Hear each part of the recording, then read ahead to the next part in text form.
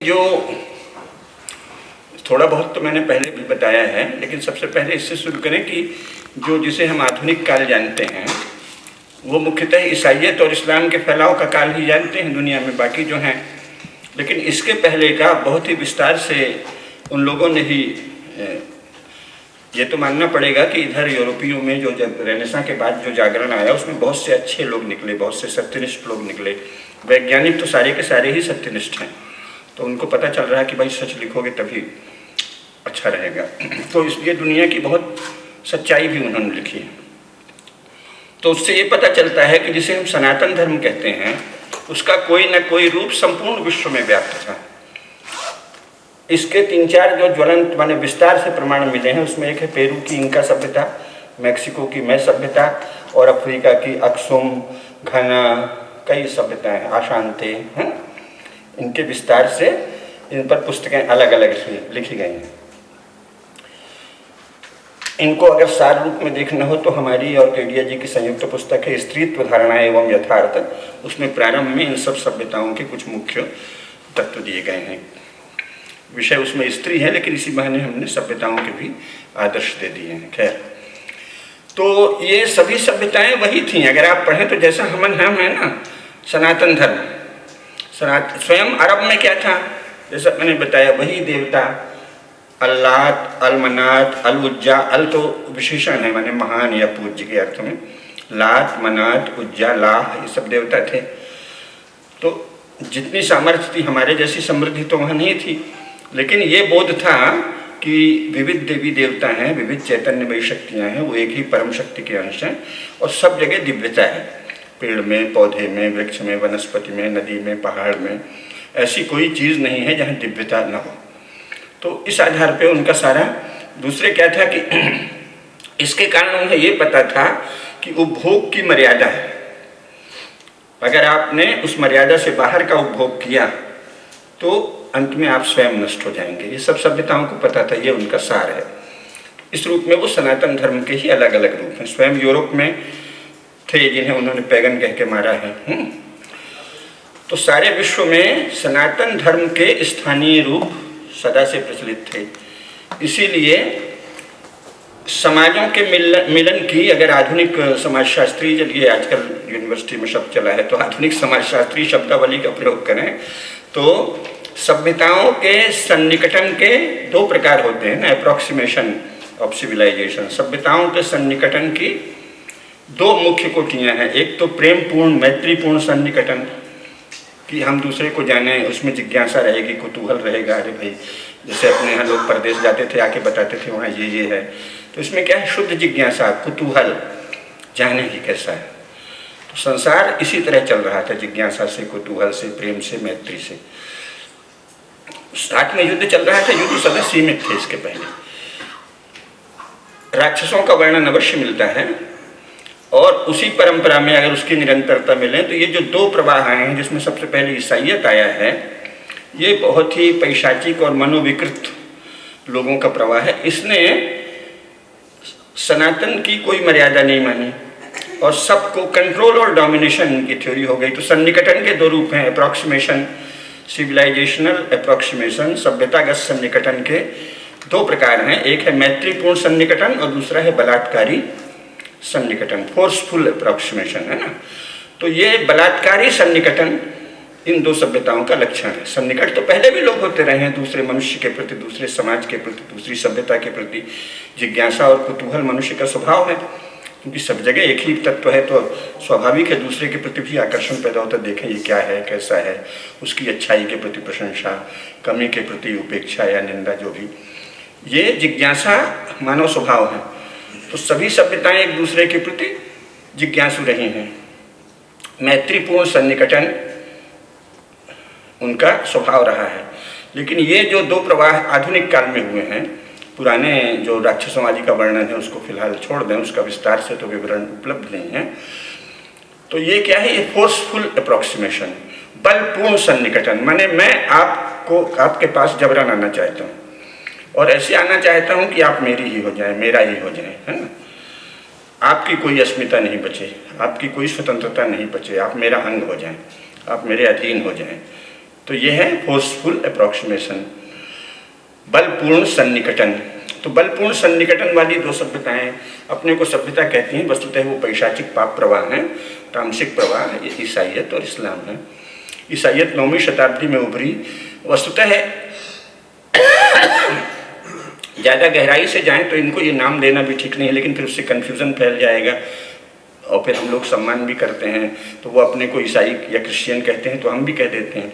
अगर ध्यान से देखें तो ये क्रिश्चियन सबसे बिखरा हुआ समाज है और मुसलमान भी है, कोई एकजुट नहीं है। ये केवल दूसरों पर कंट्रोल और डोमिनेशन रूपी पापपूर्ण लक्ष्य के लिए एक हैं, लेकिन अन्य सब विषयों में इनमें भयंकर कलह है ना। ऐसा नहीं है कि कोई एकीकृत समाज है, उनका एक लक्ष्य है। तो ये दो प्रवाह आए। सबसे पहले इन्होंने आपस में नाश किया। क्रिश्चियन कॉन्क्वेस्ट ऑफ यूरोप पर कई पुस्तकें हैं, आप लोग अगर जिसको जिज्ञासा हो पढ़ लीजिए, है। तो क्रिश्चियन कॉन्क्वेस्ट ऑफ यूरोप हुआ है 9th सेंचुरी से 16th सेंचुरी तक। तो ये क्या है, ये एक छोटा समूह है जो सबसे पहले अपने ही समाज को वशवर्ती करता है, फोर्सफुल अप्रॉक्सीमेशन, बलपूर्वक उनको निकट लाता है। नहीं, तुमको हमारी बात माननी पड़ेगी, हमारे अनुसार चलना पड़ेगा, तुम हमारे अधीन रहोगे। तो क्रिश्चियनिटी ने सबसे पहले क्या किया, यूरोप के जो पैगन्स जिन्हें वो कहते थे, यानी जो सनातन धर्मी यूरोपीय थे, उनका नाश किया।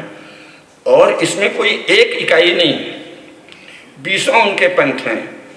लुथेरियन है तो सेवेंथ डे एडवेंचरिस्ट है, तो कितने सारे चर्च बन गए, क्योंकि ये पापपूर्ण अत्याचार का प्रलोभन भी तो जबरदस्त, जो तामसिक है, जो नीच है, जो पिशाच है, उसको तो बड़ा आकर्षण होता है ना, दूसरे की संपत्ति लूट लें, दूसरे का धन लूट लें। तो एक बार ये खबर फैली, गॉस्पेल का अर्थ है समाचार। एक बार इन्होंने, पादरियों ने, जो मनोविकृतिग्रस्त लोग थे, इन्होंने जब ये समाचार फैला दिया कि कोई ऐसी चीज़ है जिसको रिलीजन कह के कुछ भी किया जा सकता है, दूसरों पर अत्याचार पाप सब किया जाता है, तो उसका आकर्षण पैदा हो गया। तो यूरोप में जगह जगह 20 चर्च बन गए। तो जो पहले शुरू का चर्च बना वो तो कैथोलिक बना, लेकिन वो भी क्या थे, अब इन सबके विस्तार में नहीं जाएंगे, नहीं तो विषय फिर फैल जाता है। लेकिन सार में बताएं, झूठ और छल, इसके सिवाय तो कुछ नहीं है। रोम साम्राज्य, अब तो स्वयं टैनबी ने और बहुत बड़े जिम्मेदार यूरोपीय हिस्टोरियंस ने लिखा है कि जो इन्होंने कहा है कि रोम का राज्य, जो मिलान एडिक्ट बोलते हैं उसको, मिलान घोषणा पत्र, वो जाली है, ये टैनबी का कहना है और बहुत से इतिहासकारों का कहना है। तो जाली कागज रचना, कूट रचित और बाद की घटनाओं को पूर्ववर्ती सिद्ध कर देना, ये इनका पहला लक्षण है। तो रोम के राजा ने कभी ईसाइयत नहीं स्वीकार की, केवल जो सनातन धर्मी था, क्योंकि रोम तो हमारा ही अंग था ना।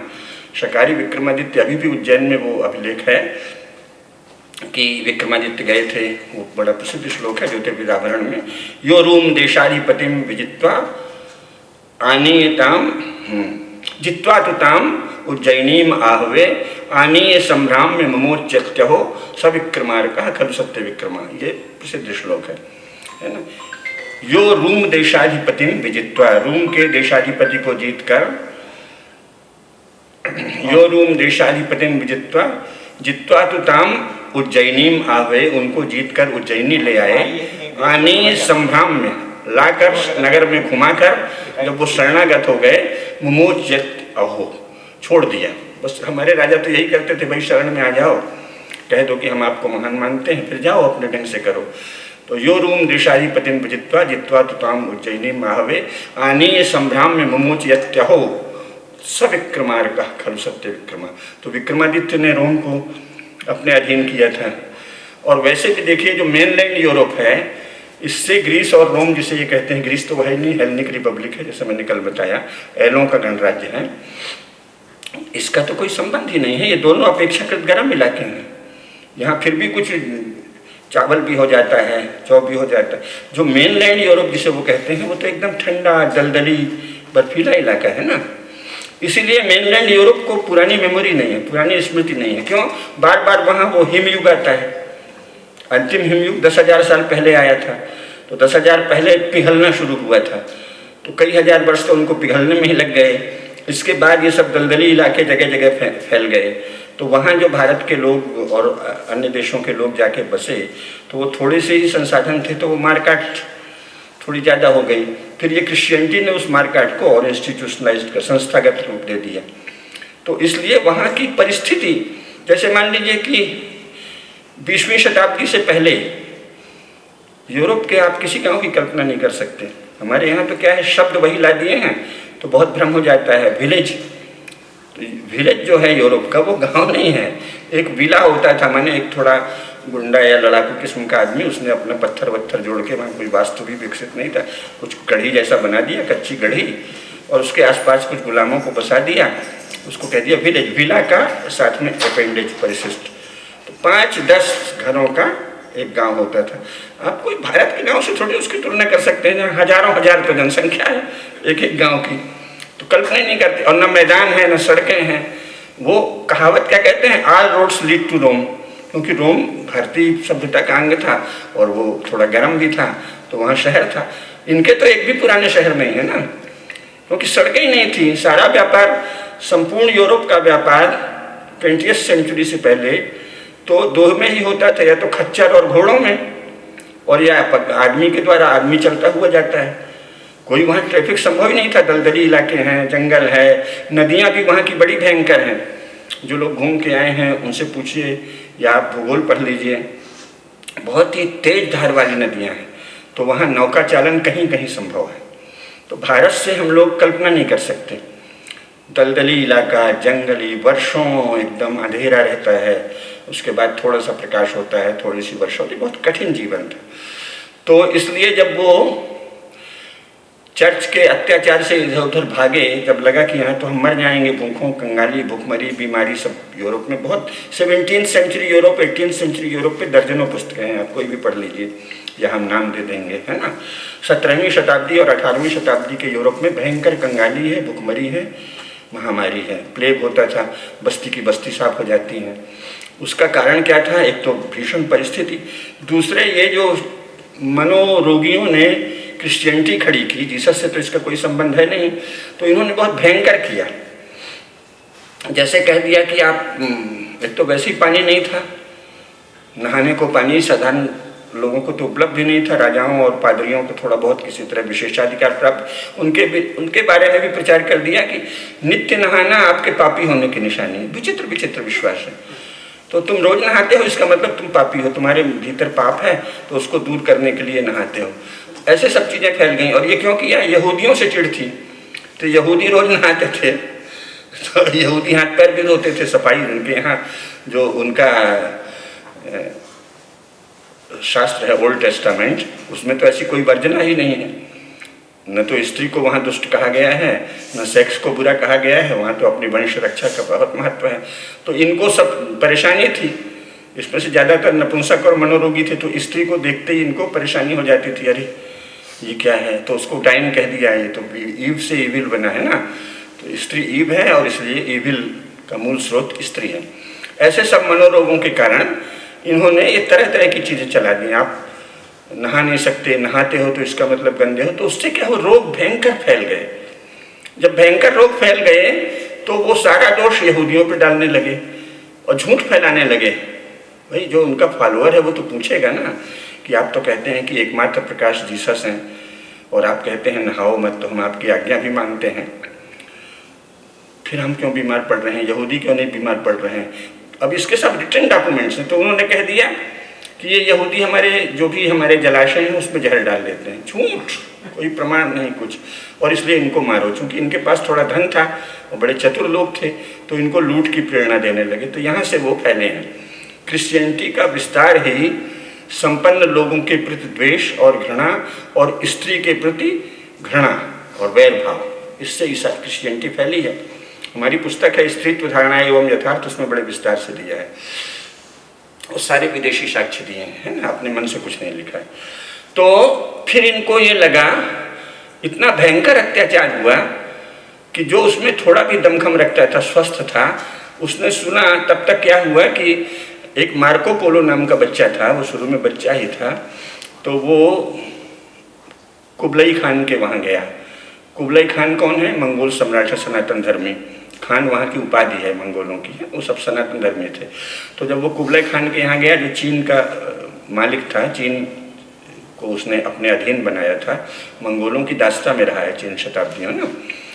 तो चंगेज़ खान ने बनाया और चंगेज़ खान से ये लोग बड़े घबराते थे, इसलिए चंगेज़ खान के विरुद्ध तरह तरह का कर दिया है, बहुत अत्याचारी, बहुत क्रूर, जबकि ऐसा कुछ नहीं था। ये लोग उससे ज़्यादा अत्याचारी रहे। किससे कर दिए? चंगेज़ खान के तो नाम से यूरोप थरथराता था। और ये खुद कहते हैं कि हमारी स्त्रियां बच्चों को डराती थी कि चंगेज़ आ गया, चंगेज़ आ गया, चंगेज़ आ गया। फिर बाद में हलाकू आ गया, हलाकू आ गया, वो उसका बेटा था। तो ऐसे ये भयभीत से लोग थे। तो फिर इन्होंने क्या किया, जब मार्को पोलो वहाँ गया, कुबलाई खान तो सनातन धर्मी सम्राट था, उदार था, तो सबको बच्चा समझ के इसको खूब सत्कार किया। और जब जाने लगा तो बहुत से उपहार दिया, जिसमें घड़ी, कागज और सब नमूने के लिए जो जो वो कहता था बच्चे का, ये हमारे पास नहीं है, दे दीजिए, तो दे दिया।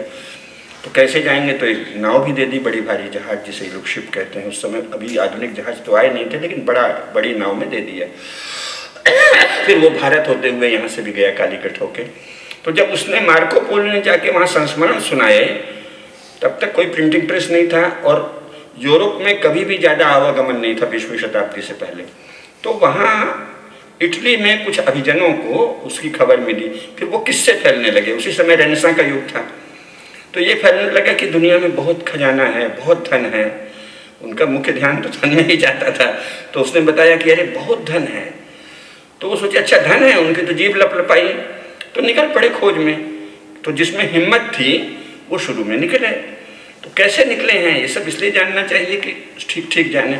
छोटी छोटी डोंगियों में और समुद्र के किनारे किनारे ही चलते थे। बीच समुद्र में भारतीय नाविक जाते थे, इन लोगों को तो कुछ पता ही नहीं था। छोटी छोटी डोंगियाँ थीं और दोनों हाथ से चप्पू चलाते थे।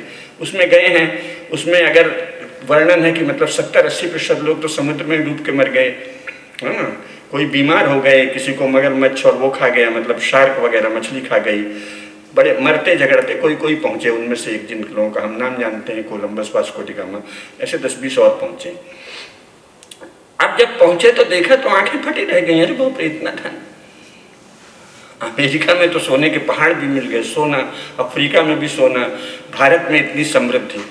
तो इनके मन में लिप्सा जग उठी, कैसे इसको कब्जा करें। और दुनिया के विषय में चर्च ने इन्हें कुछ बताया ही नहीं था। वो तो कहा था सब जगह अंधेरा है। पहले तो कह रखा था कि समुद्र के आगे अगर जाओगे तो अतल अंधकार है और सदा के लिए नरक में चले जाओगे, तो जाते ही नहीं थे। मार्को पोलो की जब किस्सा फैला तो ये गए तो एकदम जीभ लपलपा गई, मन लपलपा गया, दुनिया में कैसे लूटें, कैसे खाएं। तो इसी लिप्सा से ये पैदा हुए। तो कंट्रोल और डोमिनेशन की इच्छा से ये लोग फैले हैं। तो अभी हाल में ही तो फैले हैं इतना ज़्यादा। भाई 16वीं शताब्दी में तो पहली बार ये दुनिया में गए आए हैं। 15वीं के अंत में 1498 में यहाँ आए। वो 16वीं की शुरुआत ही मानिए, 2 साल बाद 16वीं शुरू हो जाती। और जानते जानते 100-200 साल लग गए। और सब जगह इन्होंने जैसी इनकी आदत थी वैसा किया, छल टिकड़म। तो वो 3 के तो रिकॉर्ड है ना, इनका सभ्यता, मैं सभ्यता, घना सभ्यता, बल्कि 4 के हैं, अशांति। तो सबसे ज़्यादा तो इनका सभ्यता का लिखित रिकॉर्ड है। इन्हें मतलब जो विदेशी हैं, यूरोपीय हैं, उन्होंने लिखा है। तो क्या किया, उसको अगर हम जान लें तो सतर्क हो जाएंगे। लिखित उनका ही है, हमारी ओर से तो किसी ने कुछ लिखा ही नहीं। यहाँ तो सब गुडी गुडी जो लोग आए हैं उनको सब जगह सुंदर सुंदर दिखते। तो इनका सभ्यता एक उदाहरण दे दें, नहीं तो समय उसी में चला जाएगा। इनका सभ्यता का बहुत विस्तार से है। तो उन्होंने खुद लिखा है और आज भी इनका में एक से एक भव्य भवन है, बहुत समृद्धि है। उस समय तो कहना ही क्या था। और उसका उन्होंने वर्णन किया है कि ऐसी सुंदर समतल सड़कें हैं, समतल नगर बसे हैं, मतलब नगर जो हैं बहुत ही ज्यामितीय ढंग से बसे हैं। सड़कों का लिखा है, ये सब उनका ही लिखा हुआ है कि इतनी सुंदर समतल सड़कें हैं कि वहाँ की स्त्रियाँ उसमें चलते हुए स्वेटर बुनती हैं अपने ढंग से, जो भी उनका ऊन बिनने का, ऊन बिनते हुए चलती हैं, कपड़े बिनते हुए चलती हैं बेफिक्र। तो यहाँ तो इनके यहाँ कल्पना नहीं थी, इनका तो जीभ ही लपलपा जाए, अरे ऐसा, अरे ऐसा, हर बात में चकित। उसके किस्से लिख लिख के ही बहुत रुपया कमा लिया शुरू में। और वो फिर विषयांतर हो जाएगा। असल में इतने मज़ेदार किस्से क्या बताएं। बिना भारत आए भारत के विषय में पुस्तकें लिखी गई। और ये फिर बाद में बात के यूरोपियंस ने कहा है कि ये क्या तमाशा है, बिना भारत आए भारत के विषय में किस्से लिख दिए गए। और कैसे कैसे किस्से लिखे हैं, भारत से अपन जुड़े हैं इसलिए आपको बता रहे हैं, इनका कब तो फिर बताते हैं। उन्होंने कहा मैं कोलकाता में एक देवी है, उसकी जीभ अपने आप बढ़ जाती है, जैसे ही आप दिखते हैं वो लपेटे में ले लेती है 60 फुट लंबी, और फिर वो खींच लेती है। एक ने बिना भारत आए लिख दिया कि मैं कोलकाता गया था, वहाँ उस देवी ने मुझे पकड़ा और मुझे लगा कि मार डालेगी, तो मैं लॉर्ड जीसस चिल्लाता हुआ भागा, तो लॉर्ड जीसस सेव्ड मी। गप्पे चल रही हैं, बहुत ही अविकसित किस्म के लोग हैं। आप उस समय का पढ़ेंगे तो हंसते हंसते लोट-पोट हो जाएंगे। लेकिन बर्बर थे, और जैसे कहते हैं जन्मों का भूखा टूट पड़ता है, तो महादरिद्र कंगले, इनको तो धन देख के लगा कि कौन से कर्म छोड़ें। तो ये है इनका फोर्सफुल अप्रोक्सीमेशन, जबरदस्ती जाना। इनका सभ्यता को कैसे नष्ट किया? वहाँ का जो मुखिया था, वहाँ तो राजा शब्द नहीं था, तो अताउल्पा नाम है, तो उसको बुलाया और उससे खुद बताते हैं कि पहले पादरी गया सैनिकों को लेके और पीछे झाड़ियों में छिपा दिया और कहा कि हम मीटिंग करेंगे शांतिपूर्ण, हम तो प्रेम का संदेश लेके आए हैं। तो वो बेचारा आ गया, तो एक सभागार, मतलब एक चौड़े खुली जगह में सभा हुई, तो इसने उनके सामने बाइबल रख दी। वो बेचारा आपकी अंग्रेजी में लिखी या स्पेनिश में लिखी, तो अलग अलग मत है, मान लो स्पेनिश या अंग्रेजी किसी भाषा में लिखी, आपकी बाइबल उसने नहीं समझी, तो ऐसे उल्टा पलटा रख दिया। अब ये तो पहले से तैयार थे, तो बोले कि तुरंत पुकारा, हम हिंदी ही बताएंगे उसकी, सब अंग्रेजी में वर्णन है, कि आओ साथियों आओ, इसने हमारे लॉर्ड जीसस का अपमान किया है। वो तुम उसको शांति वार्ता के लिए बुलाए थे, वो पहले से सब तैयारी थी, वो टूट पड़े, उसको गिरफ्तार कर लिया। गिरफ्तार कर लिया तो वो लोग भौंचक रह गए, भाई ये तो विदेशी हिम्मत कैसे कर रहा है, जबकि अच्छे हट्टे कट्टे थे। तो उन्होंने कहा आपको क्या चाहिए? तो इन्होंने कहा हमको इतना इतना सोना चाहिए। तो एक कमरा वहीं पे बना था, कहा इस कमरे के भर के सोना चाहिए। तो वहाँ इतना धन था, उन्होंने दे दिया वो सोना, 1 घंटे में वो सोना पूरा भर दिया। तो छोड़ दिया, और फिर थोड़ी देर में फिर पता नहीं क्या बहाना अलग अलग कहते हैं कि उसने कहा कि ऐसे कह रहा है, हमें गाली दे रहा है, कुछ भी आरोप लगा देना, फिर गिरफ्तार कर लिए और मारकाट शुरू कर दी। स्वयं यूरोप के लोग अब इसकी बहुत निंदा करते हैं, बड़ी घृणा करते हैं कि कितने नीच थे ये स्पेनिश। तो ऐसे इनका सभ्यता को नष्ट किया छल से और मारकाट शुरू कर दिया। इसी तरह मैं सभ्यता, अफ्रीका की सभ्यता में भी इसी से मिलते जुलते किस्से हैं। इनका सभ्यता कहाँ पर थी? पेरू, बहुत प्रसिद्ध है। असल में सनातन धर्मी ही थी, सूर्य पूजक देश माना जाता है। भव्य बिल्डिंग, आज भी पेरू में एक से एक भवन है पुराने, और जैसे अपने जयपुर नरेश ने बनवाए हैं उस तरह के वहाँ ज्योतिषी वो बहुत ज़्यादा है, जैसे जंतर मंतर में है ना, और वहाँ भी है, जयपुर में भी है। क्या एसी का क्या हुआ? नहीं ऑन है, ऑफ है भैया, इनसे ऑफ है। तो इनको क्या है, इनका विकास ही लूट, घृणा, झूठ और युद्ध से हुआ है। ठीक है,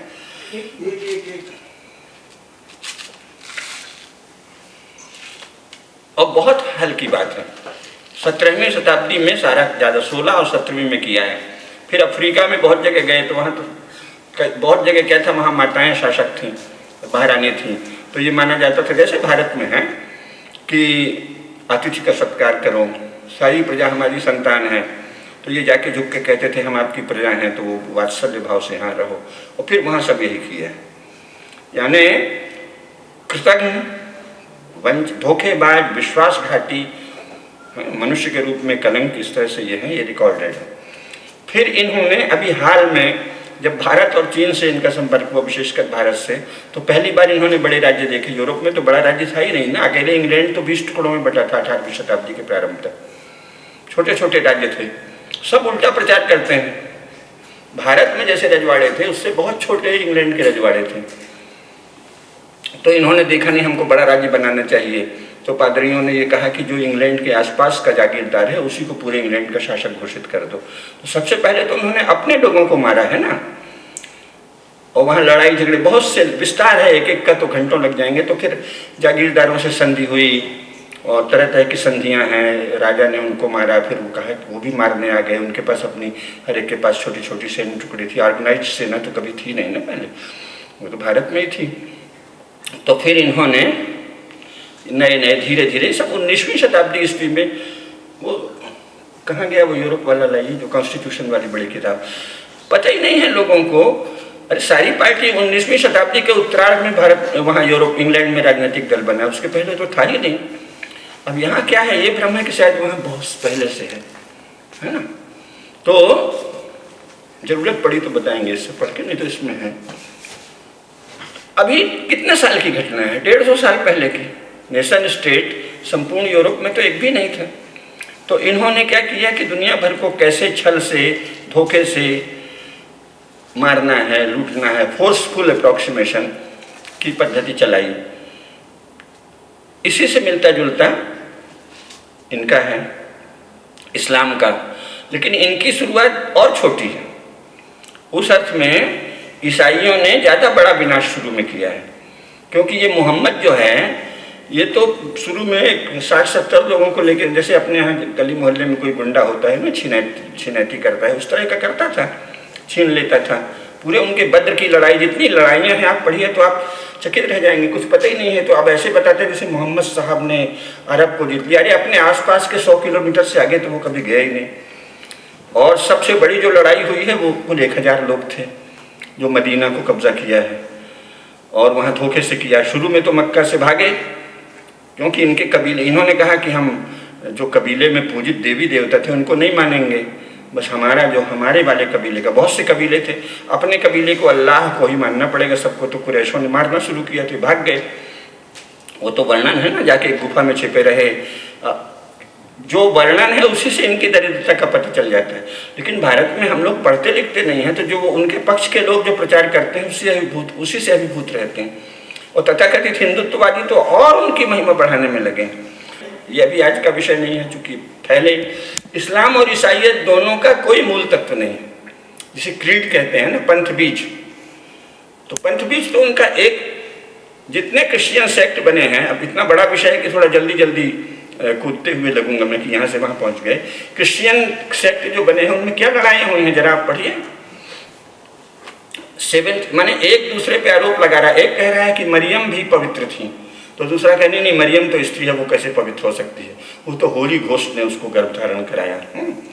तो दूसरे ने कहा नहीं, वो तो गड़बड़ औरत थी, ऐसे कैसे घोस्ट गर्भ। इस तरह के झगड़े हुए हैं।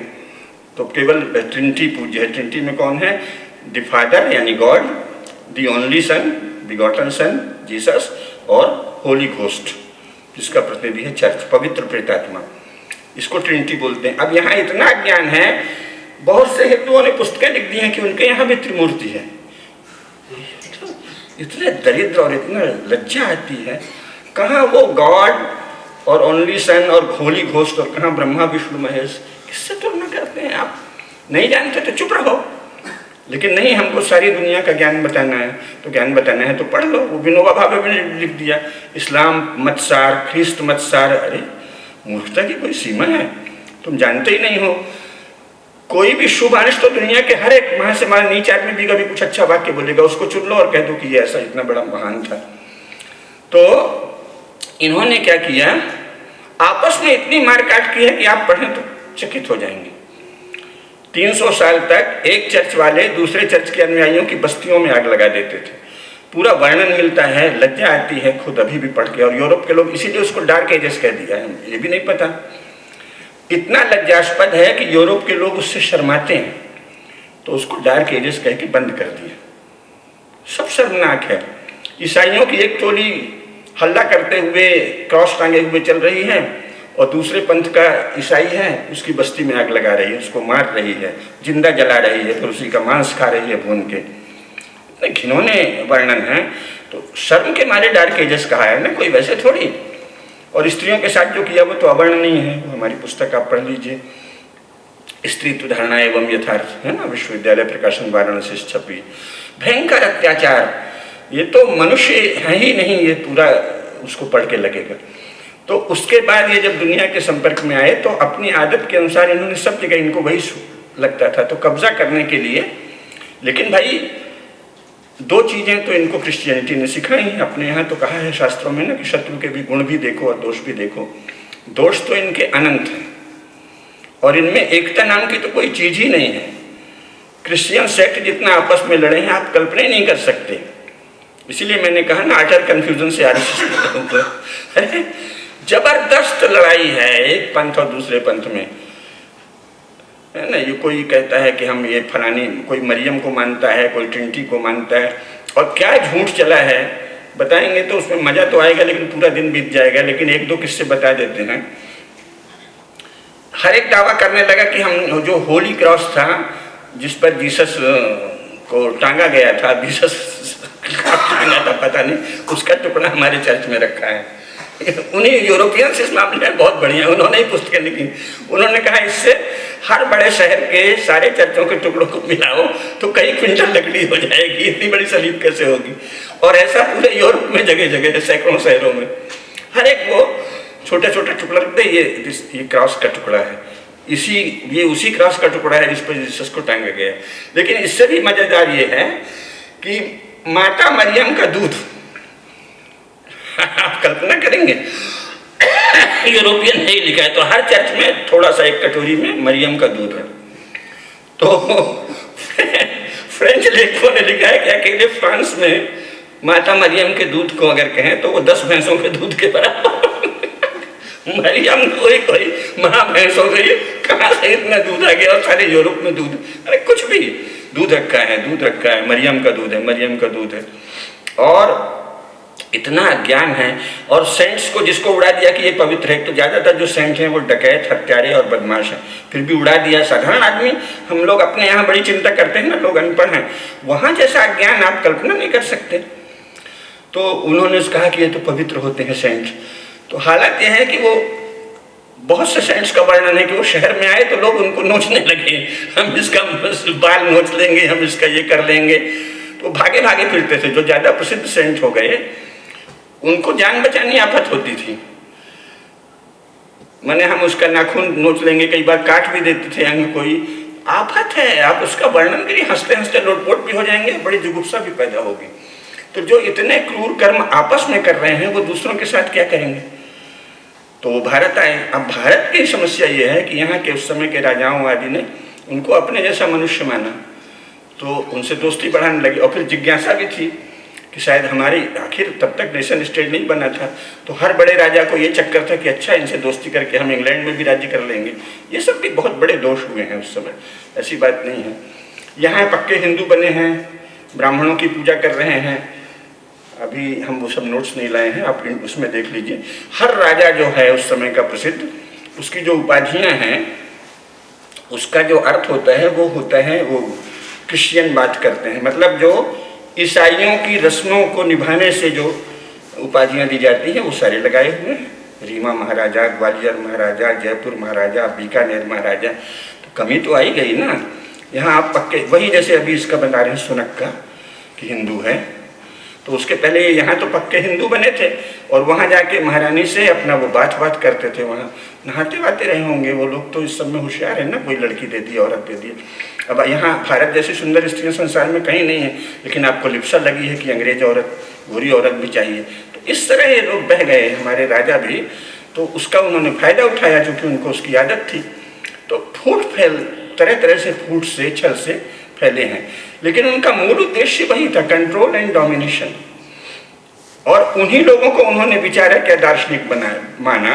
लोग तो सब जगह, सभी तो ब्रह्मा की बनाई संतानें हैं। हमारे यहाँ तो कोई नस्ल का विचार ही नहीं है, सभी मनुष्य हैं, मनु की संतान है और ब्रह्मा की संतान है। तो वहाँ भी अच्छे लोग होते हैं, लेकिन वहाँ सफल यानी संत और राजा वही बना जो महानीच था। हमारे यहाँ राजा के दूसरे गुण बताए जाते थे, तो पहले राजा वो होता था जिसमें ये सदाचार के गुण, वहाँ उन्होंने कसौटी ही यही बना दी। तो छल जो है वो मुख्य गुण हो गया और विकृतियाँ। तो इसके बाद उन्होंने, लेकिन दो चीज़ें क्रिश्चियनिटी ने सिखाई। एक है सफरिंग, क्रिश्चियनिटी ने सफरिंग को एक बहुत बहुत ज़्यादा दर्जा दे दिया, ऊंचा। इसलिए दुनिया में जहाँ भी क्रिश्चियंस गए हैं उन्होंने अपने पंथ के फैलाव के लिए बहुत कष्ट सहा है, यानी कष्ट सहन।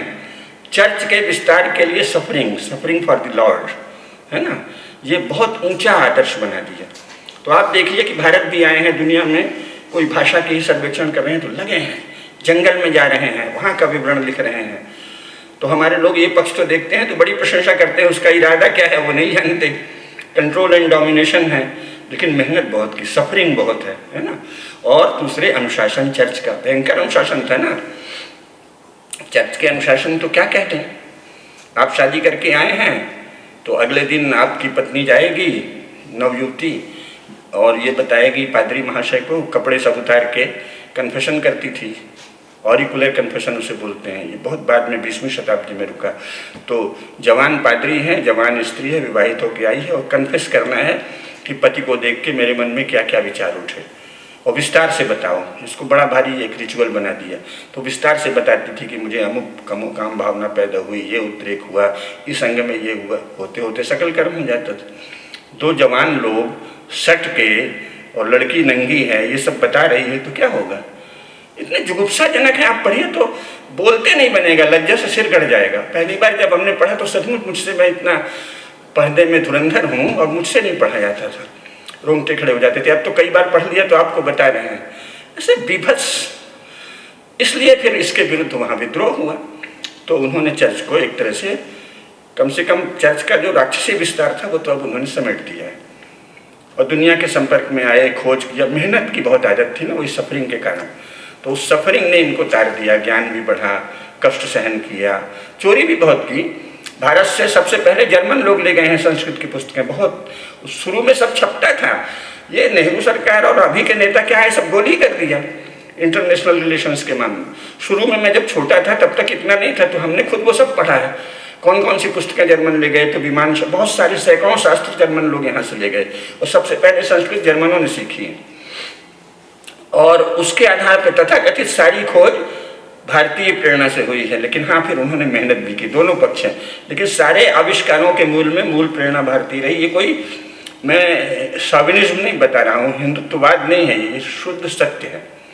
और ये उनका, और आपस में कोई एकता नहीं थी। जर्मनी जो चुरा के ले गया वो फ्रांस को नहीं बता रहा है, पूरे इस पर पुस्तकें की पुस्तकें हैं मोटी बहुत, कि फिर कैसे हमने चोरी की। तो वो चोरी से जाते थे वहाँ कर्मचारी बन के, सफरिंग की आदत थी ना, कष्ट सहन, तो जा रहे हैं उनके कारखाने में कुछ दिन मजदूर बन के रह रहे हैं, फिर वहाँ की टेक्निक चुरा के ले रहे हैं। तो इंग्लैंड वालों ने जर्मनी से बहुत कुछ चुराया और फ्रांस से चुराया, एक दूसरे देश से चोरी कर रहे हैं तकनीक की, जिसे ये आविष्कार आदि कहते हैं, वो ज़्यादातर इसी तरह का चोरी का माल है। फिर उसने मेहनत की, थोड़ा सोफिस्टिकेशन ला दिया। तो दुनिया को कंट्रोल करने और डोमिनेट करने की अदम्य लालसा, वो भी तो एक राक्षसी आवेग भी। असुर को तो असुर का अर्थ ही बल होता है ना, तो बल तो इनमें है, लेकिन वो बल पैशाचिक है और वो संसार में कब्जा करना चाहते हैं, उसी की नकल ये। लेकिन ये इस्लाम नाम की कोई चीज़ नहीं है। ऐसा नहीं कहीं कोई एक इस्लाम है फिर वो फैला है और वो छा गया। एक इस बात को आप बोलें क्या राजनीति में, वो आपकी सुविधा जाने, लेकिन तथ्य जान लेना चाहिए। न तो क्रिश्चियंस आपस में संगठित हैं, संगठित होते तो एक नेशन स्टेट होता, एक देश होता। इतने सारे नेशन स्टेट हैं। अभी तक तो प्रथम महायुद्ध, द्वितीय महायुद्ध किसके बीच हुआ है, दोनों तो क्रिश्चियन है ना, दोनों तरफ। और ये रूस और यूक्रेन का युद्ध अभी ताज़ा है ना, क्रिश्चियंस से अधिक आपस में लड़ने वाला कौन है। लेकिन हमारे यहाँ ऐसे छा दिया है कि आंख से देख रहे हैं, दोनों महायुद्ध क्रिश्चियंस के आपस में तो हुए हैं, इधर भी ईसाई उधर भी ईसाई, और ये रूस यूक्रेन इधर भी ईसाई उधर भी ईसाई। और आप तारीफ किए जा रहे हैं, वाह वाह ईसाई समाज बड़ा संगठित समाज है। अरे बाबा, संगठित पंगठित नहीं है, न मुस्लिम संगठित है न ईसाई संगठित है। लेकिन अगर आप कायर हैं, अगर आप मूर्ख हैं और आप में तथाकथित धार्मिक और इस मामले में दुनिया भर की बेवकूफ़ी से उनको मनुष्य और अच्छा मनुष्य और अपने जैसा मनुष्य मानने की मूर्खता आ गई है, तो आप उनके ग्रास हैं।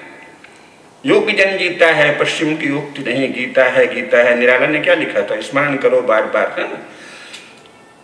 सिंही की गोद से छीनता रे शिशु कौन, एक मेष माता ही रहती है निर्निमेष, दुर्बल वह, है ना। तपती संतान, जब उसमें बताया है कि बकरी ही ऐसे रोती है, तो हम लोग तो बकरी बन गए हैं। सिंहनी के संतान, सिंहों की संतानें बकरी बन गए हैं, तो वो तो बकरी को काट के खाएंगे। कोई मुस्लिम नाम की कोई एक चीज़ नहीं, लेकिन राक्षसों, पिशाचों, आतताइयों के झुंड हैं। उनको ऐसे देखिए और वो आपको खा जाना चाहते हैं। आपस में वो कितना लड़ते हैं, माने पिता को पुत्र मारे डाल रहा है, चाचा की हत्या कर रहे हैं। कौन से भारतीय राजा ने, एक आध ने किया, कहीं ढूंढ के ये लोग रोमिला थापर वगैरह ये बदमाश हैं वो बताते हैं। अन्यथा भारत में तो राजाओं के क्या आदर्श थे, और यहाँ लगातार आपस में ही एक दूसरे को मार रहे हैं, गुलाम अपने मालिक को मार डाल रहा है। हमारा कौन सा दास ऐसा था जो स्वामी के तो सब भक्त होते थे दास। तो ये अलग लोग हैं, ये हिंदू दृष्टि से इनको मत देखिए, सत्य दृष्टि से देखिए। ये मनुष्य नहीं है, अगर जिस अर्थ में हम मनुष्य हैं वैसे ये मनुष्य नहीं है। और ये एक नहीं है, कोई मुस्लिम समाज नाम की चीज दुनिया में नहीं है। ये खूंखार नीच पिशाचों की झुंड है जो मौका लगते ही आपको दबोच लेंगे। उनके लिए आप बकरी हैं। तो आपको बकरी बनने का शौक है, बड़े बड़े ऊंचे आदर्श है, तो आप खाए जाएंगे। तो सारा इतिहास इनका क्या, आपस में लड़े हैं। अरे तुर्की तो इतना बड़ा साम्राज्य था, जो कब्जे की बात बता रहे हैं। तुर्की कितना शानदार साम्राज्य था उस्मान वंश का, और बड़ा उदार भी था, क्योंकि वो सनातन धर्म से थोड़ा प्रभावित था। तो इन्होंने क्या किया, चूंकि वो जर्मनी के साथ चला गया तो इनको फिर तुर्की को हराने के लिए सारे अरबों को भड़का दिया। तो मक्का का शरीफ अलग हो गया, मदीना का अलग हो गया, स्वयं तुर्की में कमाल अतातुर्क को खड़ा कर दिया। हम लोग उसकी बड़ी प्रशंसा करते हैं, वो ठीक है, लेकिन असल में तो उसको तुर्की तोड़ने के लिए खड़ा किया था ना। यूरोपियन किस्म का राष्ट्रवाद हमारे पक्ष में जाता है, वो ठीक है, लेकिन वस्तुतः उसे अंग्रेजों ने ही खड़ा किया था। इंग्लैंड और फ्रांस ने मिलकर सारे ही अरब क्षेत्र में अपने ढंग का नेशनलिज्म फैला दिया और उसको तोड़ फोड़ दिया। आज कहाँ है। और इनकी तो ये आदत है कि ना, उस्मान साम्राज्य लोग जानते ही नहीं है, जो अंग्रेजी बहुत पढ़ाकू लड़के हैं। हमारा वो पंकज सक्सेना है, बहुत पढ़ाकू है। उसने कहा ऑटोमन एम्पायर। मैंने कहा ऑटोमन क्या होता है, तू भी इतने मूर्ख है। तो खैर वो चूंकि मुझे जानता है तो लजाया नहीं, तो दादा क्या बात है। मैंने कहा भाई उस्मान नाम है उसका, उस वंश का नाम उस्मान है, उस्मान वंश का राज्य है। ये चाहते हैं नाम भी न रहे तो ऑटोमन, चूंकि ऑटो नाम का एक राजा इनके यहाँ हुआ था, तो भ्रम पैदा करने के लिए। तो छल, उस्मान का ऑटोमन से क्या लेना देना। लेकिन आपको भारत के इतिहास में पढ़ा जाएगा ऑटोमन साम्राज्य उस्मान वंश का राज्य था। उस्मान वंश को धूल में मिलाने के लिए इन्होंने अरब देशों में 20 प्रकार के राष्ट्रवादी आंदोलन फैला दिए, और 20 टुकड़े में वो बट गया। बाद में तेल का पता चला तब तो टूट ही पड़े। वो बोला हम इतने कुएं लेंगे, फ्रांस ने कहा हम लेंगे, इंग्लैंड ने कहा हम लेंगे, अमेरिका ने कहा हमको भी चाहिए। तो अपना अपना बांट लिया, सारा ही बंटवारा। और हमारे यहाँ अज्ञान की क्या स्थिति है, बढ़िया से बढ़िया लोग आपने समझ लिया राष्ट्र एक प्राकृतिक इकाई है।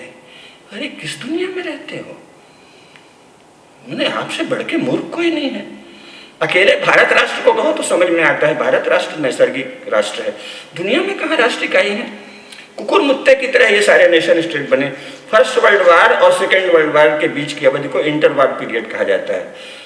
तो इंटर वार पीरियड में 50 नेशन स्टेट बने और बाद में सेकेंड वर्ल्ड वार के बाद बने। इनकी क्या चिति होगी।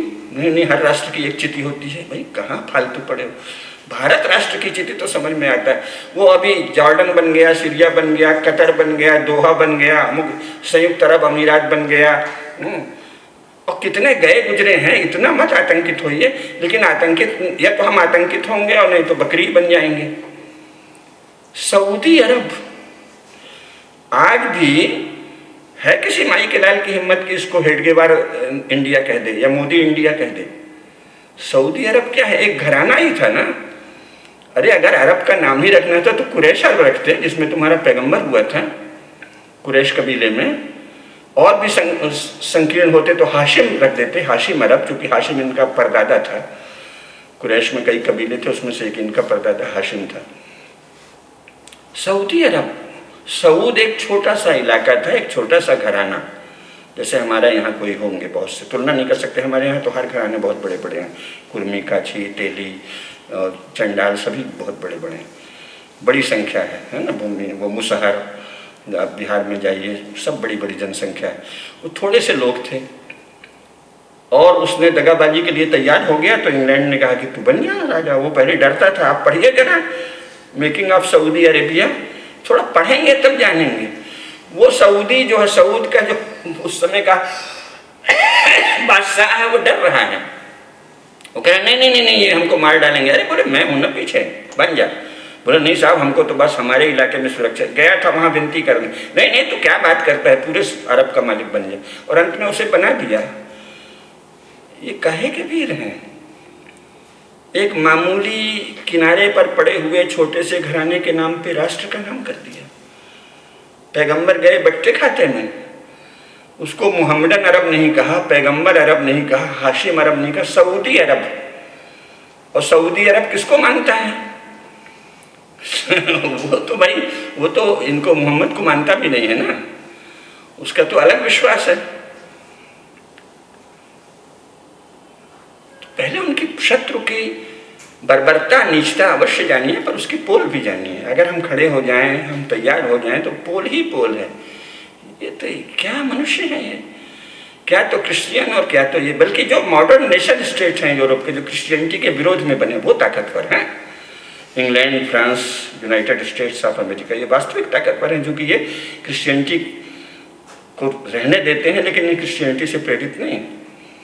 तो दुनिया को जानना चाहिए, संसार पर कब्जे के लिए सब प्रकार की मर्यादाएं त्याग कर, सब प्रकार के सार्वभौम जो आदर्श होते हैं कि भाई शत्रु से भी ऐसा व्यवहार करो, युद्ध के ये नियम, सबको त्याग कर ये बहुत ही जंगली या बर्बर क्या कहें, ये झुंड दो निकले।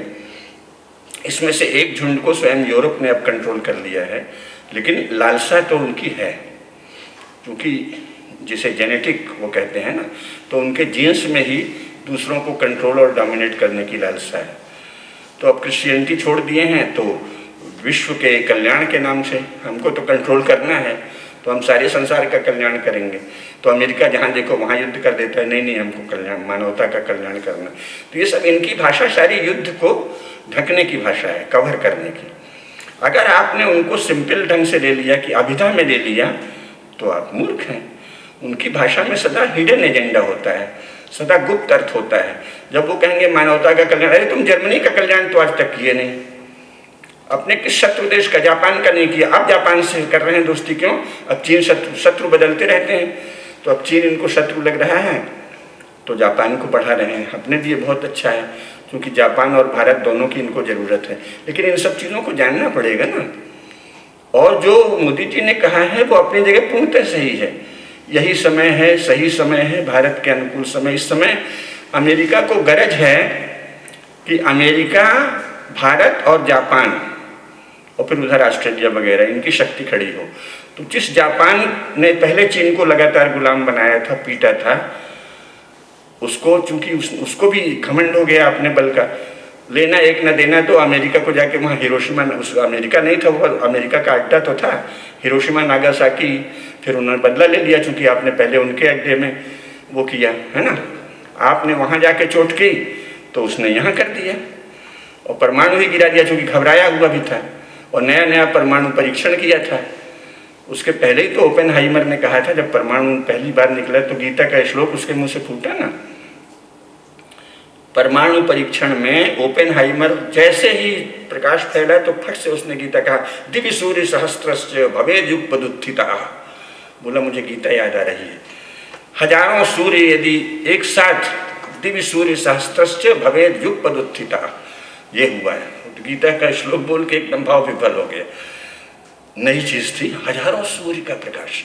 तो उन्होंने कहा अच्छा अच्छा, तो ये जापान बड़ा इतरा रहा है, लो, तो उसको मार दिया और फिर उसको सेना नहीं रखने दी, शस्त्र नहीं रखने दिया। लेकिन अब गरज आ गई है, चीन ने आफत कर दी है, तो चीन को कंट्रोल रखने के लिए अब वो जापान को फिर कह रहे हैं चुपके से कुछ कर ले, सेना भी न कर ले। तो भारत के लिए बहुत अनुकूल समय है। अमेरिका, भारत और जापान की भू राजनीतिक कारणों से जो संधि होगी उससे हम विश्व में जीत सकते हैं, लेकिन सतर्क तो रहना पड़ेगा, क्योंकि ये जो राजनीति चलती है बहुत ही निर्मम होती है, बहुत ही कठोर होती है। इसमें वो आपका सहयोग लेगा क्योंकि आप शक्तिशाली दिख रहे हैं। मोदी का भारत शक्तिशाली दिख रहा है, हिंदू भारत। ओबामा ने शपथ ग्रहण में क्या कहा था, हर चीज ध्यान से सुननी चाहिए। ओबामा ने जब शपथ ली, बराक ओबामा ने, तो पहले ही कहा कि we need two friends, Hindu India and Israel. India के साथ हिंदू विशेषण जोड़ा था। शपथ ग्रहण का भाषण है अभी भी यूट्यूब में। अमेरिका को हिंदू इंडिया की आवश्यकता है, लेकिन इसका यह अर्थ नहीं है कि वो मुसलमानों के आतंक में आपका साथ दे देगा। वो चाहेगा कि आप बढ़ें, हमारा साथ तो दें, लेकिन आप ज़्यादा ताकतवर नहीं हैं, क्योंकि ये तो सारे ही अंत में राजा लोग ही तो हैं ना। उन्होंने क्या किया, एब्स्ट्रैक्शन बहुत आ गया यूरोप में, तो सीधी बात न कह के अमूर्त कर देते हैं। तो पहले तो आपने राजा की जगह उसको नेशन कह दिया। असल में सारे झगड़े राजाओं के हो रहे हैं आपस में। पूरा राष्ट्र थोड़ी लड़ता है, लेकिन उसको भावना भरने के लिए नेशन स्टेट कह दिया। उसके बाद आप ये बताते हैं अमेरिका लड़ रहा है, फलान रहा, हालांकि अमेरिका में भी तरह तरह के गुट हैं जो एक दूसरे की टांग खींच रहे हैं, भारत में भी हैं, जापान में भी हैं, लेकिन दिखाएंगे ये। लेकिन राजा चाहेगा नहीं कि आप इतने शक्तिशाली हो कि कल को उसको खतरा हो जाए। तो अमेरिका भारत का सहयोग करेगा, ये सत्य है, लेकिन वो ऐसा सहयोग नहीं करेगा कि कल को आप अमेरिका से बड़े हो जाएं। सब राजनीतिक युद्ध हो रहे हैं, राजनीतिक समूह है, तो इनको ठीक ठीक जानना चाहिए। और ये संसार तो ऐसा ही है, इसमें आप बड़े भावुक हो गए, हाय हाय अमेरिका बड़ी बदमाशी कर रहा है, पाकिस्तान की भी मदद कर रहा है, मुसलमानों की भी मदद कर, तो आप जाएंगे कहाँ? सब तो एक दूसरे की मदद कर रहे हैं, सबकी समस्या है, सारा संसार समस्याओं से ग्रस्त है। आप तो अपनी समस्या सुलझाने पर ध्यान केंद्रित कीजिए, और अमेरिका या कोई भी ये नहीं चाहेगा कि आप उससे अधिक शक्तिशाली हो जाएं। लेकिन इतनी अनुकूलता बनी है कि चीन को पीटने के लिए जियोपॉलिटिकल कारणों से भारत, अमेरिका और जापान, ये तीनों बड़ी शक्ति बन के उभरें। और अगर हमारे पास जैसा अभी नेतृत्व हो, वो इन विषय में कुशल है, हम लोग छोटी छोटी बातों में मान लो गलती भी करें तो उसमें भीतर कभी कभी दबाव बनाएं, लेकिन इस बड़प्पन को जाने कि ये अंतर्राष्ट्रीय स्तर पर बड़े काम कर रहा है। मोदी के आने के बाद अमेरिका को भी लग रहा है कि भारत से सहयोग करो। शक्तिशाली भारत पर इतना शक्तिशाली न हो कि हमसे बड़ा हो जाए, तो ऐसे ही रहेगा कूटनीति में। लेकिन हमको तो ये देखना पड़ेगा कि फिलहाल वो हमारा मित्र है, और राजनीति में शत्रुता और मित्रता सदा अस्थायी हो, ये हमारे धर्मशास्त्रों में भी लिखा है। तो शत्रुता स्थायी नहीं है और मित्रता स्थायी नहीं है। भावुक नहीं हो जाएं, अब तो अमेरिका ऐसे कर रहा है, अमेरिका तो आतंकवादियों को सह दे रहा है, वो देगा ही, वो नहीं चाहता कि आप इतने शक्तिशाली हो कि उससे भी बढ़ जाएं। तो आपको कुशल धूर्त राजनेता चाहिए, कूटनीतिज्ञ चाहिए जो काफ़ी धूर्त हों, काफ़ी कुटिलता करें। आप काहे को वहाँ संत और सज्जन ढूंढते हैं? संत सज्जन क्या करेगा इस कुटिलता के खेल में? हमको बहुत ही कुटिल, बहुत ही धूर्त, लेकिन हमारे प्रति भावना रखने वाले राजपुरुष चाहिए, वही राजनीति करेंगे। तो ये जो विश्व में कब्जे की होड़ चल रही है, इसका स्वरूप ये है कि ये पगलाए हुए झुंड थे, एक पगलाया झुंड बिखर गया ईसाइयों का, उसमें से नेशन स्टेट का उदय हुआ है, लेकिन इनके जेनेटिक कोड ऐसे हैं कि ये चाहते वही हैं, कंट्रोल एंड डोमिनेशन। क्रिश्चियनिटी का जो सार है कि दूसरों को कब्जे में करो, वो इनके खून से नहीं गया है, मन वही हो जाता है। लेकिन कोई भी मन स्थायी नहीं है। अगर भारत एक शक्तिशाली राष्ट्र बन जाए और संसार में अपनी सभ्यता का संदेश दे कि शक्तिशाली लोग ऐसे होते हैं, तो वहाँ भी मनुष्य रहते हैं, ब्रह्मा की ही संतान है, फिर वहाँ दूसरी राजनीति आ जाएगी। लेकिन उसके लिए भारत में ऐसा नेतृत्व चाहिए जो संपूर्ण विश्व को प्रभावित करने की राजनीति बनाए, भाषण नहीं, बयान नहीं। बयान हिसाब से कूटनीतिक देगा, लेकिन भारत इस स्थिति में है जो कि सदा से था कि संपूर्ण विश्व में हमारी शाखाएं हों, हमारे राजनीतिज्ञ हों, हमारे कूटनीतिज्ञ हों, हमारे एजेंट हों, और इसमें घबराइए मत, सब वो अपने एजेंट यहाँ रखें, हम अपने एजेंट सारी दुनिया में रखेंगे। आखिर चीन कैसे बढ़ा है?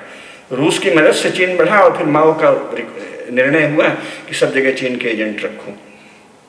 तो जो भारत में कम्युनिस्ट पार्टी का विघटन हुआ, भाकपा और माकपा, ये चीन के इशारे पे हुआ ना। भाकपा चली गई रूस के साथ, चीन ने कहा हम पैसा देते हैं, अब हमारे पास भी आ गया है, अपने नागरिकों को लूट पाट के हमने भी कुछ धन जमा कर लिया। तो भारत के कम्युनिस्टों को चीन भी पैसा देने लगा, पहले केवल सोवियत संघ देता था। तो सोवियत संघ के एजेंट भाकपा हुए, तो चीन ने कहा नहीं भाई हमको सारे दुनिया में अपने एजेंट चाहिए, तो भारत में माकपा बन गई। तो राजनीति तो ऐसे ही चलती है। आपको सारे संसार में हमारा जो राजपुरुष है उसको अपने एजेंट बनाने होंगे, अपने गुप्तचर भी रखने होंगे, अपना जाल भी बिछाना होगा। और जो हमने उसमें कहा था यो वही भूमा तत्सुखम, नाल पे सुख मस्ती, तो कम से कम भारत को भगवान ने ऐसा बनाया है कि इसका राजा अगर छोटा सोचेगा तो वो स्वयं नष्ट होगा और भारत को नष्ट कर देगा। इसके शासक को बड़ा ही सोचना चाहिए। संपूर्ण विश्व पर अपना प्रभाव डालने की महत्वाकांक्षा वाला राजनेता चाहिए, जो संपूर्ण विश्व में भारत का नेटवर्क खड़ा करे, भारत के गुप्तचरों की तैनाती करे, भारत के एजेंट बनाए, और राजनीति जैसे चलती है वैसे ही चलेगी। वो कब्जा करना चाहते हैं तो हम भी तो सिंघनी का दूध पिए हैं, हम क्यों नहीं कब्जा करना चाहेंगे? पहले कम से कम सेंट्रल एशिया और साउथ ईस्ट एशिया तो यूँ आप ले सकते हैं होशियारी से, लेने के ढंग अलग होंगे। आप महासंघ बनाइए, वो मोदी जी उस दिशा में काफ़ी काम कर रहे हैं। सांस्कृतिक महासंघ, आप करिए कल्चरल जोन है, ये जो आज की भाषा है वो करेंगे, इकोनॉमिक जोन है, हम वही सब करना पड़ेगा। तो ये तो निर्मम खेल चल रहे हैं, इसमें नाजुक बन के बहुत सज्जनता से सोचना है तो कुछ कविता कहानी लिखिए। अगर राजनीति के विषय में सोचना है तो कठोर ढंग से, निर्मम ढंग से देखना और सोचना पड़ेगा। राजनेताओं को भी उसी तराजू पे कसना होगा, बहुत कठोर रखना होगा। आलोचना करें जहाँ जरूरत लगे कि दबाव देना है, लेकिन इतना नहीं कि अरे ये तो मुसलमानों को ये कर रहा है। भाई इस समय हमारी आशा का केंद्र है नरेंद्र मोदी, बहुत बड़े काम कर रहे हैं और बहुत से उनमें दोष भी हैं, तो दोष को हमें फिलहाल उपेक्षा करनी। अगर हम में सामर्थ्य है तो हम नया मोदी से भी बढ़िया नेता ला लें, धीरे धीरे योजना बनाए 10-20 साल में। अरे मोदी कई साल, 15 साल से ज़्यादा तो शासन नहीं करेंगे। हमारे कुछ लोगों का कहना है कि 2036 तक करेंगे, कुछ कह रहे हैं 2026 तक करेंगे, जो भी हो। तो 36 के बाद आप लाइए ना इससे बेहतर नेता, तैयारी करें। लेकिन अभी ये बहुत ही बढ़िया नेता है और इस पूरी जटिलता को, कुटिलता को, छल को, छद्म को और अपनी शक्ति को जानना पड़ेगा, ठीक है ना। कंट्रोल और डोमिनेशन का खेल चल रहा है, वो चलता रहेगा। और इसके प्रकाश में ये जो बदमाश लोग हैं, गांधीवादी, शांतिवादी, इनको जान लीजिए कितने घिनौने लोग हैं। जिस समय सारी दुनिया युद्ध की तैयारी कर रही है, पहले से कई गुना अधिक शस्त्र बढ़ चुके हैं, तो यहाँ ये शांति सिखा रहे थे। नहीं नहीं, हमको निरस्त्रीकरण करना चाहिए। वो विनोबा कहता है नहीं, अब विश्व अहिंसा की ओर बढ़ रहा है। अरे ये तेरा विषय नहीं है तो चुप रह। कहाँ शांति की ओर बढ़ रहा है? सारी दुनिया युद्ध की ओर बढ़ रही है, भारत शस्त्र भंडार विश्व में बढ़ रहे हैं। आप अपने लोगों से झूठ बोलते हैं, नहीं नहीं विश्व में शांति बढ़ रही है। किसको चूना लगा रहे हो, किसको ठग रहे हो? कहीं शांति नहीं बढ़ रही विश्व में, युद्ध की तैयारियां बढ़ रही हैं। आपको टिकना है तो आप भी उस तैयारी में जुटिए। हम लोगों की और दूसरी सबकी शक्ति से उनकी भाषा परिष्कृत हो गई है। पहले वो आपको ओरांग उटांग कहते थे, फिर उसमें से बदले तो नहीं, ये डेवलपिंग है। डेवलपिंग भी रेसिस्ट कॉन्सेप्ट है ना। हम डेवलपिंग है, वो डेवलप्ड है। तो काहे का डेवलप होगा? अभी 150 साल में तो तुझे खाना पीना आया है। और हमारे यहाँ भी हम विकासशील देश हैं, तो धिक्कार है भारतीय नेतृत्व को। आप विकासशील कैसे हैं और वो विकसित कैसे हो गए? अभी जुम्मा जैसे कहते हैं मुसलमानों की भाषा में, 4 दिन से तो इन्हें खाने पीने को मिल रहा है। अभी तो तुम भूखे मर रहे थे लुच्चे कंगले, अब वो विकसित देश हो गए। अरे मैं कहो वो शस्त्र संपन्न हो गए। सही भाषा बोलो ना। उन्होंने शस्त्र बहुत बढ़ा लिए हैं, सैन्य बल बढ़ा लिया। अपनी जनता से सही भाषा बोलोगे तो यहाँ भी जो देशभक्त है उनको उत्साह आएगा। अच्छा सैन्य बल बढ़ा लिया अमेरिका ने, चलो भाई मोदी जी आप भी बढ़ाओ। अपने लोगों से झूठ बोलना तो महापाप है, जो गांधी और विनोबा और नेहरू ने किया। झूठ और उनके सारे एजेंट, कांग्रेस और सेवा दल और सर्व सेवा संघ, झूठ का फकीरा। और अब हमारे हिंदू संगठनों में भी हो गए। कहीं को झूठ बोल रहे, कौन सी शांति बढ़ रही दुनिया में? कहीं दूरबीन से देखने पर शांति का कोई नहीं। और शांति की भाषा बोली जा रही है, क्यों? शत्रु दूसरा भी ताकतवर है, उससे सीधे युद्ध की घोषणा नहीं कर सकते, तो दमखम चल रहे हैं। इसमें आप क्या शांति बता रहे हैं? युद्ध की तैयारी करो भाई, युद्ध सर पर है। युद्ध की तैयारी नहीं करोगे तो मर जाओगे। पता नहीं कितने राष्ट्र उन्होंने खा लिए, आप बचे हो। तो जो मैं बता रहा था प्रारंभ में, तो ये जो है, टाइम कितना हुआ? 15-20 मिनट। हाँ, फिर दूसरे पे भी आ जाएंगे। तो ये जो इनका सभ्यता है, ये जो मैं सभ्यता है, ये जो अशांति सभ्यता है, ये जो घना सभ्यता है, किसी बेकार का भारतवाद मत पालिए। हम बड़ी श्रेष्ठ सभ्यता है, झूठी बात है। ये हमसे तनिक भी कम विकसित नहीं थे, बहुत ही सुसंस्कृत, बहुत ही उदार, बहुत ही करुणामय। भारत क्यों बचा है? केवल युद्ध के बल पर। अगर हम वीर राष्ट्र नहीं होते तो अब तक चटनी बना दिए जाते। हमारी एकमात्र शक्ति युद्ध और वीरता है। शांति और करुणा वालों को तो पी के खा गए, ये निपटा दिया। आधे ने ईसाई बना लिया, आधे ने मुसलमान। इसीलिए जो यहाँ ज्यादा शांतिवाद की बात करता है वो अपराधी है। राजनीतिक ढंग से, कूटनीतिक ढंग से करे उतना ठीक है। समाज में अगर शांति सिखाता है तो मारने लायक है। समाज विश्व युद्ध की ओर बढ़ रहा है, सब एक दूसरे को खा जाने के लिए लगे हैं और आप अपने लोगों को सुला रहे हैं। भारत बचा है केवल वीरता और सैन्य बल के कारण। तो हमको जो बढ़ाना है वो वीरता का भाव बढ़ाना है। अपनी सैन्य शक्ति बढ़ाना है, अपने लोगों में वीर भाव और तेजस्विता बढ़ानी है। कोमलता का त्याग कर दी, जरूरत से ज़्यादा कोमलता हो गई, बहुत ज़्यादा। नहीं, वो भी इंसान है, क्या करें, वो भी मनुष्य ही हैं, देखो बहुत भला लगता है वो फलाना मियाँ, बंद करिए, है ना। ये संघर्ष चल रहा है, अस्तित्व का संघर्ष है, और इसमें वीरता, तेजस्विता, आक्रामकता, केवल यही आपकी रक्षा करेगा। शांति बनती अपने समाज के भीतर करना भाई। विश्व अन्य समाज, इस्लाम और ईसाइयत के समक्ष आप शांति की बात नहीं कर सकते। अन्य राष्ट्रों के समक्ष शांति की बात हमारा नेता करेगा, क्योंकि वो कूटनीतिक अंग है, हमको नहीं करना है। हमारी शक्ति का स्रोत है वीरता। भारत केवल वीरता से बचा हुआ है। अगर हमारे राजा इतने तेजस्वी नहीं होते, अगर हम एक वीर राष्ट्र नहीं होते, अगर हम एक योद्धा राष्ट्र नहीं होते, तो हमारी वही गति होती जो इनका सभ्यता की हुई, हमारी वही गति होती जो मैं सभ्यता की हुई, हमारी वही गति होती जो घना सभ्यता की हुई, हमारी वही गति होती जो अशांति सभ्यता की हुई, हमारी वही गति होती जो संपूर्ण अमेरिका के लोगों की हुई। अभी भी 7 राष्ट्रों के प्रमुख ने संयुक्त राष्ट्र संघ में केस डाल रखा है, और उसमें इतने पक्के प्रमाण हैं कि अगर अंतर्राष्ट्रीय न्यायालय में निष्पक्ष सुनाई हो जाए तो कल को संयुक्त राज्य अमेरिका भंग हो जाएगा। थोड़ा विश्व के विषय में पढ़िए। और संयोगवश क्योंकि प्रबुद्धता आ गई है यूरोप में, तो यूरोप के बहुत से लोग इसका समर्थन कर रहे हैं। यूरोप में कोई एकता थोड़ी है, कुछ लोग इसको बढ़ने के पक्ष में, कुछ कह रहे नहीं बड़ा अन्याय हुआ है। तो अगर विश्व न्यायालय में दबाव से निर्णय हो जाए तो संयुक्त राज्य अमेरिका भंग हो जाएगा। होगा नहीं, क्योंकि मिलिट्री निर्णय करती है, लेकिन इतने प्रमाण हैं कि उसकी सुनवाई नहीं होने दे रहे हैं। 7 अमेरिकी राष्ट्रों की अपील संयुक्त राष्ट्र न्यायालय में, विश्व न्यायालय में लंबित है, पेंडिंग है। इतने प्रमाण हैं उनके पास इनके अत्याचार के, नीचता के, कि अगर सुनवाई होगी तो इनको या तो अरबों डॉलर हर्जाना देना पड़ेगा और उनको बसाने के लिए इलाका देना पड़ेगा। किनारे बस्तियों में बसा दिया है, दूर दूर, है ना, भयंकर अत्याचार किया है, मारा है, इसका हर्जाना देना पड़ेगा। क्योंकि बातें तो बड़ी बड़ी करते हैं मानवाधिकार आदि की, तो उस मानवाधिकार के दबाव से इनको ये करना पड़ेगा, इसलिए उससे बच रहे हैं। तो विश्व किस तरह चल रहा है उसको तो ठीक से जानना पड़ेगा।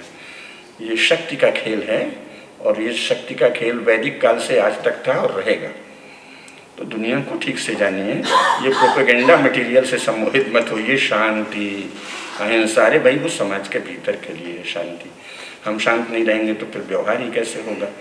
हिंदू समाज के भीतर शांति, हिंदू समाज के भीतर अहिंसा, वो तो ठीक है, लेकिन बाहर तो आपको वीर, और भाषा ठीक करनी पड़ेगी। हिंसा अहिंसा ये उनका फालतू का उभारा शब्द है।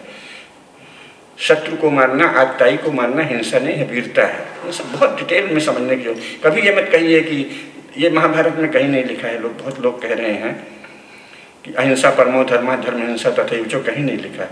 ये झूठे श्लोक गढ़ने से कुछ नहीं होगा, आप ये मत करिए। कहीं नहीं लिखा है महाभारत में धर्म हिंसा तथैव, जो शब्द ही नहीं है। हिंसा हमारा शब्द नहीं है, वीरता है। और आतताई को मारना परम हिंसा है। भाई अंत में अहिंसा का सबसे अधिक शब्द तो महाभारत में है ना। तो अहिंसा का उपासक तो महाभारत है ना। तो क्या किया था महाभारत ने? आतताइयों का नाश अहिंसा की अनिवार्य शर्त है, वो अहिंसा है। और उसको आतताइयों का नाश करना वीरता है। कभी अपने को मत कहिए कि हम तो हिंसा करेंगे। सारा तो शब्दों का खेल चल रहा है, और हम करें नहीं अहिंसा से कुछ नहीं होगा, हिंसा करनी। कभी मुंह में भी हिंसा मत लाइए। नहीं, हिंसा बहुत घृणित चीज़ है। हम तो वीरता कर रहे हैं। उससे भी बढ़ के अगर शक्तिशाली हो जाए, अगर कभी हो जाए, तो हमारे शास्त्रों ने तो ये बताया कि हम करुणा कर रहे हैं।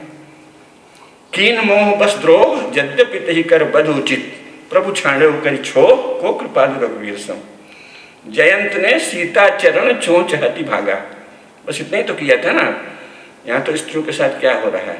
तो जो बाण छोड़ा है, फिर वो शरण में आया है, तो कहते हैं इसका तो वध उचित था, लेकिन एक आंख फोड़ दी, एक नयन करी तजा भवानी।